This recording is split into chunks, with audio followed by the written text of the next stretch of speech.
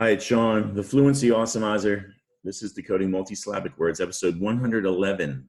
We've got 4 words I'm going to look at in today's episode, but before I take a look at those, I want you to get ready to read a passage that I've written. I want you to read it right out loud to whoever you're there with. Definitely click pause. Make sure you give yourself plenty of time to read this, all right? Get ready to click pause. Read this right out loud.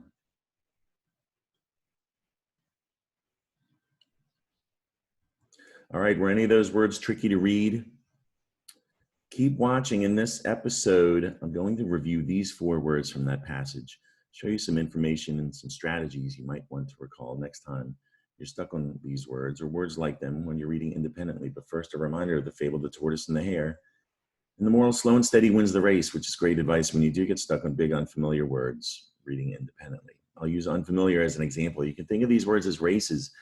There is a finish line, and if you read like the hare, you might want to get to that finish line first. You'll zip through big words like this. That's where mistakes can happen. But if you read like the tortoise, you take it slow and steady when you come to big unfamiliar words. That patience is definitely going to help improve your ability to decode them. Keep that in mind. Let's practice. All right, here's one of the words from the passage. Really big word. It's tricky because it has a lot of eyes in it. 3 eyes, all right?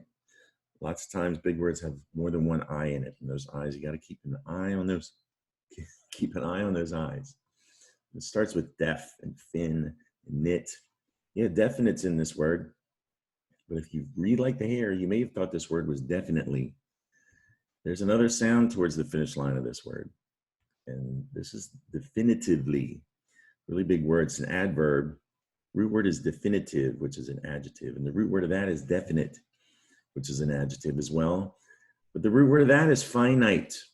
I don't know if you use that word finite very often. It means limited. To make sense of that, think of popcorn, whether you're at the movies or you're making some at home. There's a finite amount of popcorn in that serving.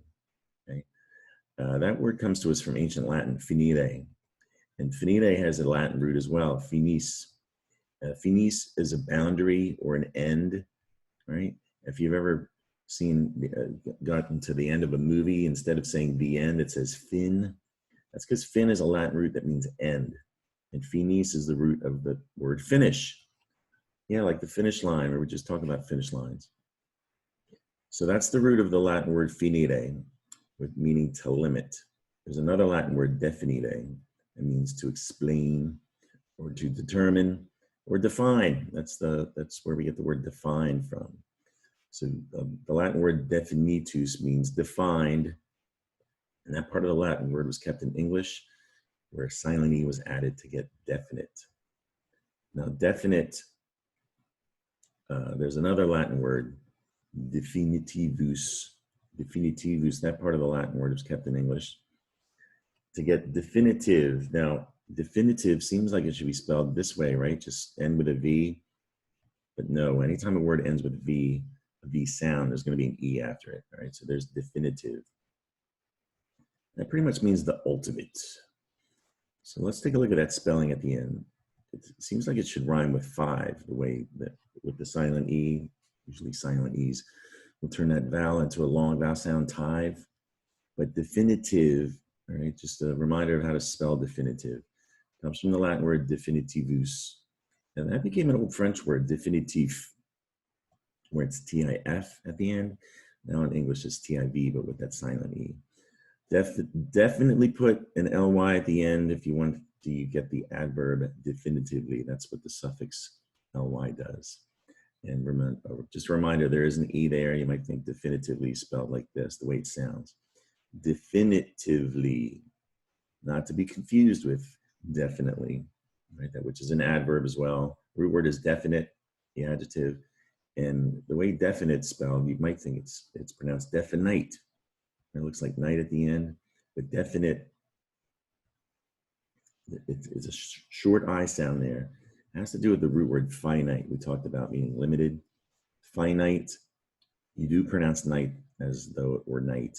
Finite, that's because of the open syllable, the stress on the open syllable, night. But indefinite, the stress is on the first syllable, definite. And you just got to remember that there is a root word finite and definite, and keeping track of that E is going to be tricky when you're spelling definite. Definitely put an ly suffix on the end to get the adverb definitely. All right, this next word, let's take another look here. A lot of words start with re. Is that reserve? There's an R-controlled vowel sound here, serve.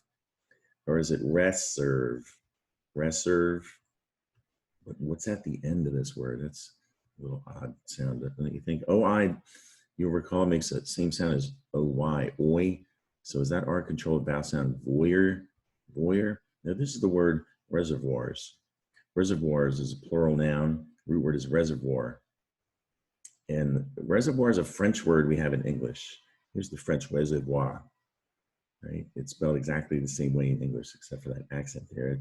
In French, reservoir means a place for storage, right? Like an old storehouse. But in English, reservoir today means a man-made lake used as a source of water. Usually there's a dam involved. But that is water storage, right? Reservoir. Now the V-O-I-R spelling there, that sounds like it should be spelled reservoir, but it's French, so get a good look at that, reservoir. Put an S on the end of reservoirs, and you've got reservoirs. Not to be confused with and let's see, what could that be? Interesting vowel pair here. You know, you ever heard that rule, two vowels go walking, first one does the talking? If you follow that rule, this could be receive. Yeah, this is receive, receivers. It's a plural noun. The root is receiver, and the root of that is the verb receive.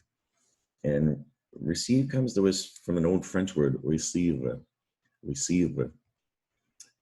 In Old French, that meant to welcome or accept, to accept a gift. So this root here, receive, means to take or get. Re, of course, means again. So this part of the old French word we kept in English, at least as far as the spelling goes, and we put a silent E on the end, and now we have the word receive. And the C is definitely making a soft C sound, an S sound, because the C is followed by an E. That's the rule about C. So it's not spelled like, it sounds like it might be spelled like receive, but it's receive. It's a French spelling. It's considered a Latin root, sieve, and it means to take or get. Not spelled that way in Latin, no. That's why I consider it a French root. But you see it often, deceive or perceive, conceive, and receive are all examples. Put an R on the end of receive and you have receiver, which is a word in technology. It's also a football word, receiver, and football teams usually have more than one receiver. Put an S on the end of receiver, receivers. All right, that's it for today's lesson. Subscribe to my YouTube channel or follow me on Facebook for more decoding videos like this. Tell a friend, a family member, or a teacher about me. That'd be great. Spread the good word. And my Facebook page, there is a photo album full of reading challenges I've written to help you continue practice decoding those big words at home anytime you want.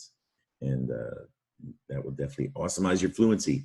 Hope you enjoyed the video and found it helpful. Come back and see me soon. Bye.